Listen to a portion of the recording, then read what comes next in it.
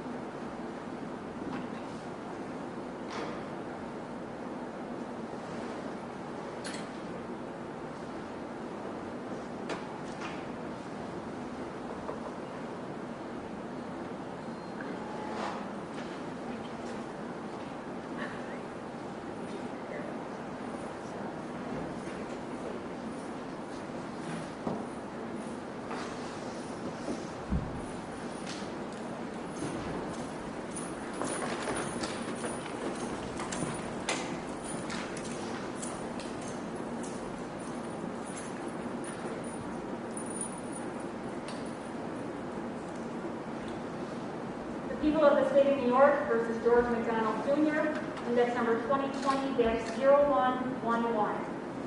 All right, good afternoon, everyone. We are here today for an arraignment on an indictment which was brought by the Madison County Grand Jury and filed with the Madison County Supreme and County Court Clerk's Office on October 23rd of 2020. It is a 7-count indictment with the highest charge of murder in the second degree. So that being said, what I'm going to do is just have everyone identify themselves for the record. We'll start with the people. I'm Mascari for the people. All right. Defense. Frank Malachi, New York, attorney for the defendant. Okay. George McDonald Jr. All right. So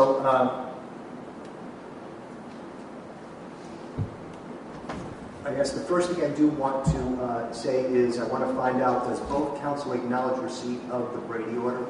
People have received the court's Brady order, Judge. All right. I have to, yes. All right. Do the people wish to be heard? We do, Judge. Judge, as you noted, it is on for an arraignment today on a 7-count indictment, the top count of which being murder in the second degree. In anticipation of the arraignment, I have supplied Mr. Malachi with 2 copies of the indictment, one for him, one for his client, as well as 2 copies of the People's 7-10-30 notice alleging certain statements having been made by Mr. McDonald. In addition, Judge, I have filed with the 7-10-30 notice with the clerk and provided you with a copy. I have also filed the People's CPL 245 notices, an original with the clerk, copy for your honor's use, and I have filed a certificate of compliance under 245 the original with the clerk and a copy for you. I previously supplied the 245 notices and the certificate of compliance to Mr. Malachi by email, and he has agreed that service of those documents by email is sufficient in this matter. I would note, and it's covered in the certificate of compliance, and it kind of makes sense, the grand jury transcript is not available yet, but when it is available, I will, of course, immediately provide Mr. Malachi with the witness's testimony and the full transcript to the courts for its review. We would consent to a review of the grand jury minutes upon receipt without the need for a motion. Of course, Mr. Malachi could file any subsequent motions addressing that he wishes. As I understand it, even though the grand jury transcript is not ready, we are in compliance with 245, so therefore the people do announce ready for trial in this matter. So we know. Mr. Malachi, you wish to be heard.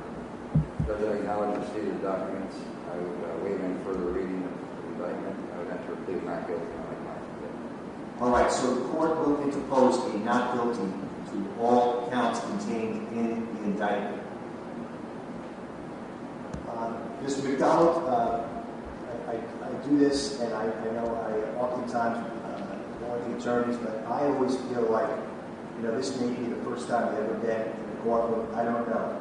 But I will tell you that I always treat someone like this as their first appearance. And we are conducting what I call an arraignment, right? It's called an arraignment. And it's just a fancy word for saying apprising you of the charges, getting your plea at this time, and then also advising you of your constitutional rights. And many people come here and they think they're not quite sure what the judge's role, the court's role is. And I like to make sure that people understand it is the job and the duty of the district attorney's office, specifically Mr. Garrow, to prosecute this case. It is his job to prove the case against you. And it is your counsel's job, Mr. Malachi. He is here to defend you on these charges. My job, my sole job, is to make sure that the law is followed. And inclusive within that is to make sure that your rights are protected. Okay? So, I've already indicated that you pled not guilty to all counts contained in the indictment. And I'm now going to inform you of your constitutional rights. All right? The first thing I do want to tell you is that you have the right to the assistance of an attorney at this and all subsequent proceedings. You have a right to a trial by a jury of 12 or before a judge alone. You have the right to be proven guilty beyond a reasonable doubt. It's the people of the state of New York that have the sole burden of proof here. In addition, you have a right to call witnesses on your own behalf and examine any witnesses called on behalf of the people. You have a right to confront your accusers, and you have a right to remain silent.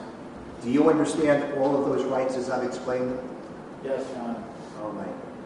So now the next order of business is going to be a motion schedule. Okay, so why don't we take these dates down?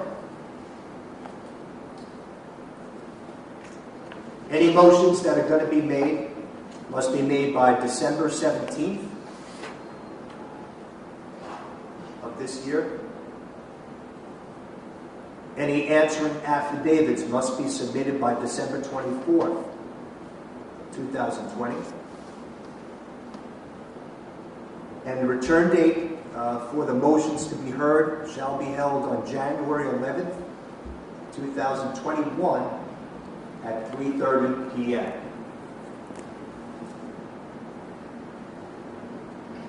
Did you get all those dates? Yes. All right, so the next issue is the issue of bail. Do the people wish to be heard on the issue of bail? Does people do wish to be heard?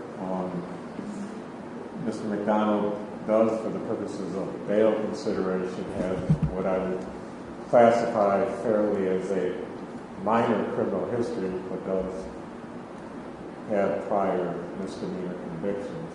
So my comments are really directed more towards the instant indictment itself. Given the nature of the charges, given what I know of the proof in this matter that we believe we can show, and given the circumstances of this case, we'd ask that they be held without bail. Mr. Rogers? Good, they'd like to reserve the right to bring a bail motion at a later time, but at this time it's being held separately on a violation of probation with a final parole date of November 24th. So at this time I would agree that it would just be held without bail. All right. So at this time, the defendant will be remanded without bail.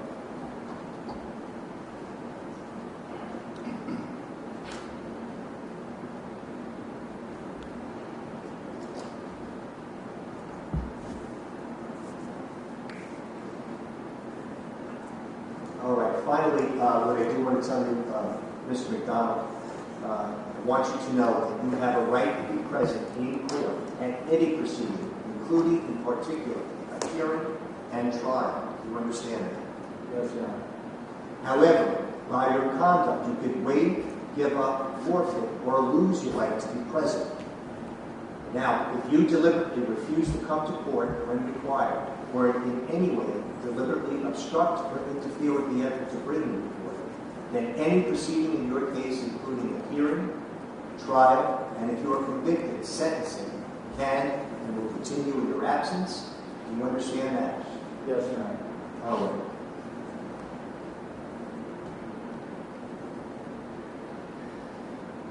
All right, so the next time you have to be appearing is going to be January 11th, 3:30 p.m., and that will be, is it going to be by... I was going to ask you, it's going to be via Teams, which would be a virtual appearance.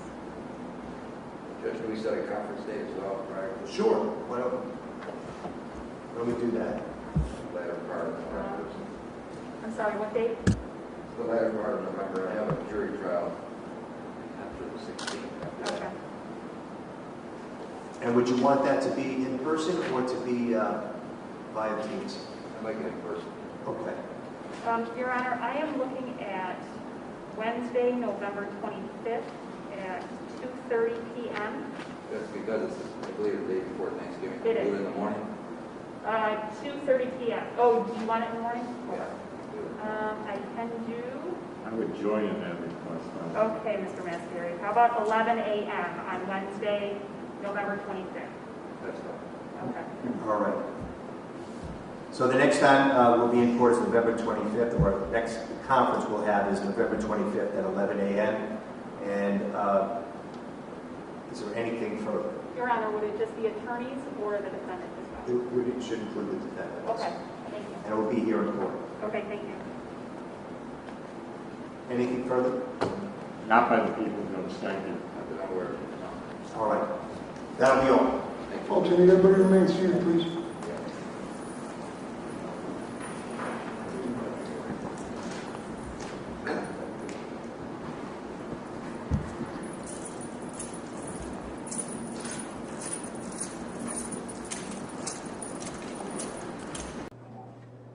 So we wanted to take a minute to fill you all in on what was going with the case.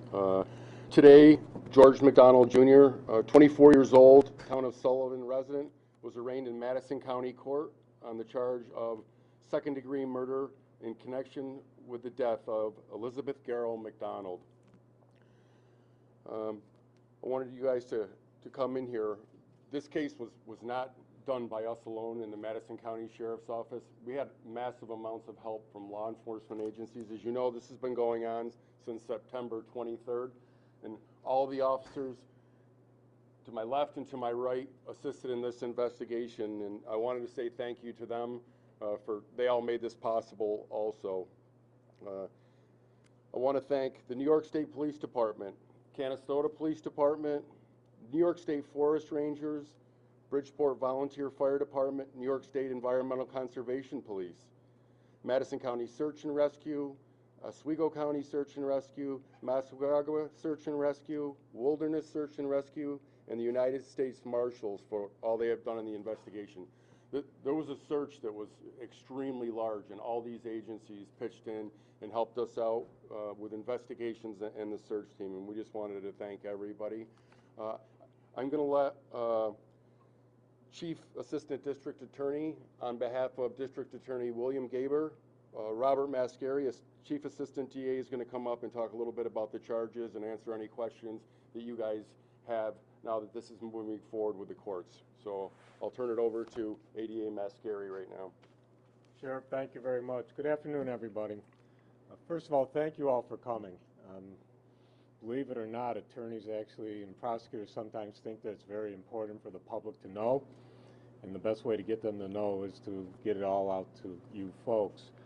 In addition to everybody the sheriff thanked, and I would agree with that, I would also like to thank the county government in Madison County. Thankfully, we don't have many of these, but the times that we've had, from County Administrator Mark Simone to the Chairman of the Board of Supervisors, John Becker, they have never flinched to provide us with any resources we need for overtime, testing, experts, things like that, and it gets quite expensive, particularly in these COVID times. So we're very grateful that we do not lack for the resources, and those resources get enhanced by making this a joint investigation with the New York State Police. We're very lucky to be home of Troop D headquarters here, and the Canastota Police Department, the village within which we believe Lizzie Garrow was brutally murdered. We're grateful for all of that help, and we're also very lucky to have the sheriff and his staff. I've never worked with a finer sheriff's office in New York State, and God knows I've gotten around. But in any event, I am happy to answer any questions that you have, but understand I have to do so in a manner that's consistent with what our ethics say we can do, and to make sure that we protect the defendant's right to a fair trial. The only other things I would do as a lead-in before I take your questions is two things. One, unless I slip, I will refuse to refer to Lizzie Garrow in the past tense. She is a daughter, a sister, a mother, a friend who is going to be missed by all. And those 4 days that we spent searching, hoping against hope we would find her alive, well, it didn't turn out that way, but she is not gone. The other thing I would tell you about this, and what seems to be consistent with Madison County homicides, except for one that actually started in the city of Syracuse and was a drug robbery gone bad, every other one that we've had and every other near one that we've had all involve domestic violence. And sadly, this is no different. So I would also say to anybody that's listening, do not put up with the abuse. Have the courage to come forward. Law enforcement is ready to support you, and we are ready to prosecute and try and put things right as best we can in this imperfect world. So with that, I will be happy to try to answer any questions you might have. Sir, last time you spoke to us, you encouraged us to be patient, encouraged the public to be patient and to sort things out. What has changed since that time? Well, what has changed is that we have gone through the process of investigating, and because of the wonderful work done by Canastota Police Department, the New York State Police, and the Sheriff's Office, we had the information we needed to actually take this case to a grand jury, which we have to do in any murder case anyway. So that's what's changed, that we are confident that we've gotten to that point. We have our indictment, and we have our arraignment. That's what's changed. The investigation is ongoing. I mean, investigations like this don't stop until a jury makes a decision. But we're happy where we are right now, and I am particularly pleased from a prosecutor's point of view with the speed, thoroughness, and professionalism of what's been done. That was my next question. You said that you're ready for trial. When can we see that? Early 2021? Is there any way to speculate? Well, there is a way to speculate to some extent. We have people that have been sitting in jail for about a year now on not homicides, but attempted murder charges, burglary first, still waiting for their trial. and we haven't started trials back up yet. And you heard the schedule. We're not even arguing motions until January. There'll be some hearings they'll file after that. Even given that Mr. McDonald would be sitting in jail on the most serious charge that we have sitting in jail right now, I don't see any way that we're going to be talking about a trial until sometime mid-year of 2021 at best. That's my speculation. Did you get any cooperation from Mr. McDonald? The last update we had that he was using his Fifth Amendment right, not saying anything. Did he ever give you any cooperation in the last couple of weeks since we last spoke? The 71030 notice talks about certain statements that he made to the investigators in this case. So, cooperation is kind of a funny word. I guess I would say not so much cooperation as was there a point where he spoke to law enforcement? Yes, there was. Can you elaborate on those statements he made? I would prefer not to, although I would say that they were not admissions of having committed a homicide, but were very helpful to us in connecting him with the commission of the homicide. Would you be able to go over the additional charges besides second-degree murder? Let's see how I do. I'm getting old and the memory slips sometimes, but there's murder in the second degree. After that, we've added in an account of assault in the first degree, which might sound somewhat redundant, but I like to add that one in because that has the added element of having used a dangerous instrument to cause a serious physical injury, and even our state gets around to defining serious physical injuries, including death. After that, there is an aggravated criminal contempt, which is a D felony, that alleges that he violated a duly served order of protection, and in violating it, either intentionally or recklessly caused a serious physical injury to Lizzie Garrow. There is a criminal contempt, 2 counts of criminal contempt in the first degree.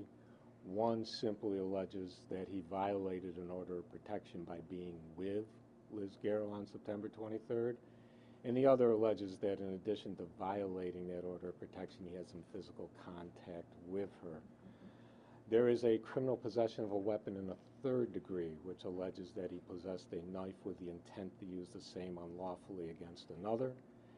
And finally, not related, well, it is related, but separate from the first 6 counts, there's a criminal obstruction of breathing that relates to a September 7th incident from which the order of protection that he violated was issued. So that is a misdemeanor, but those are the 7 counts that we're going to be asking the jury to consider should it come to that. What can you tell us about that September 7th incident? Well, I mean, the September 7th incident, was arrested at the time.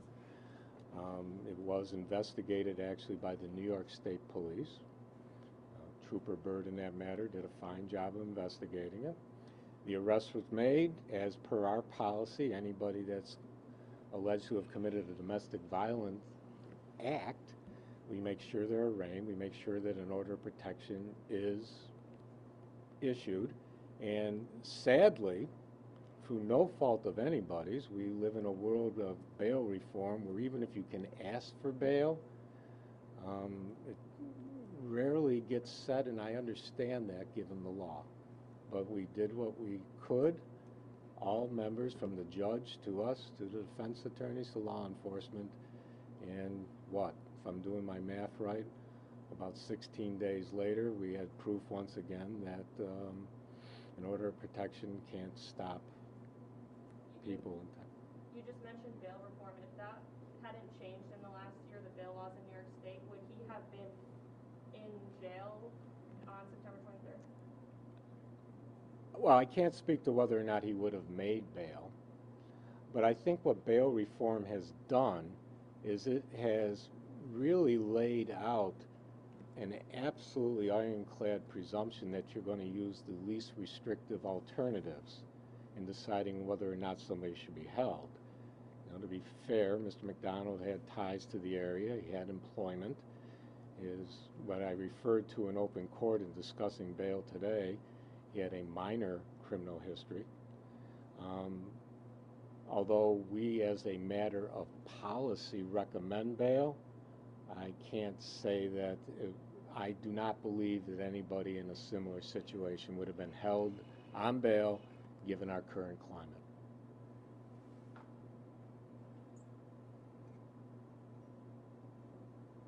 Anybody else?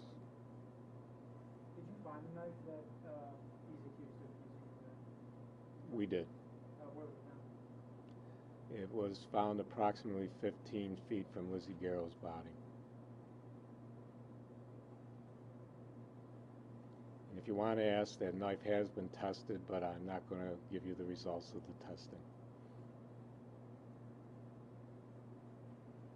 Lizzie Garrow, other than that one incident, did she ever call the police, or were police ever called to their home beforehand? I have not thoroughly searched the history of that. Perhaps, somebody else in law enforcement could speak to that. But what you find, and it's very frustrating for all of us, in the area of domestic violence, whether there's been frequent calls or no calls, generally speaking, and I'm not speaking specifically to this case, to be clear, usually the last incident isn't the first incident. Although in this case I do not know, and I'm not making a representation. Can you just elaborate on the issue of domestic violence here in this county? I know you guys all have purple ribbons on. You mentioned that most of the murders stem from that kind of issue. Can you just talk about how pervasive that is and what people can do if they need help? I love talking about that. It remains, despite years of efforts to the contrary, probably one of society's, I don't even know if I want to call it secrets. It remains something that as a society is still scandalous, what happens to people who are made to feel powerless, worthless, and dominated by people that most of us up here can figure out no reason why. It is a cycle. It is something where because of powerlessness, because of a lack of self-worth, they're often begging us to drop charges after they're made. We will not do that. We never do that. So we will continue to do our best. It is also our office's policy, and the law enforcement is all aware of this, is that we will prosecute every case whether we have a cooperating victim or not. And they are trained and skilled at taking the evidence that will allow us to do that, even if we have somebody that won't cooperate. It's not going away. It seems to get worse. COVID hasn't helped, but we're not giving in. Could you speak on what led you to him to be the prime suspect in this case? I think it's fair to say that we have absolutely solid, indisputable proof that they were together on September 23rd in violation of the order of protection. And I think, and again, I'm not going to try the case in front of a microphone, but the last place she was seen alive by any witness we were able to find was with Mr. McDonald. You don't have to be Sherlock Holmes or Columbo to say that we might want to look into that person a little bit.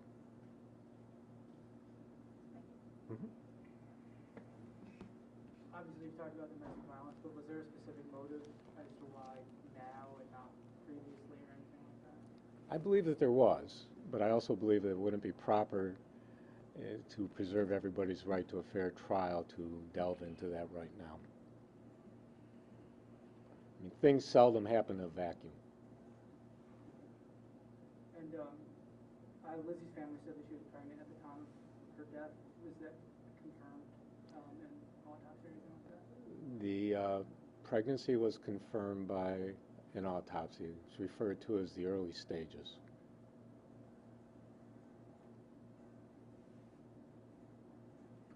Is there any indication that anyone else was involved in, no one's been charged or anything like that, but in helping Mr. McDonald? I feel very confident, although the people that can really answer that question are standing behind me. But from everything that they've shared with me, everything that I've reviewed, I feel very confident in saying that we're not looking for any other suspects.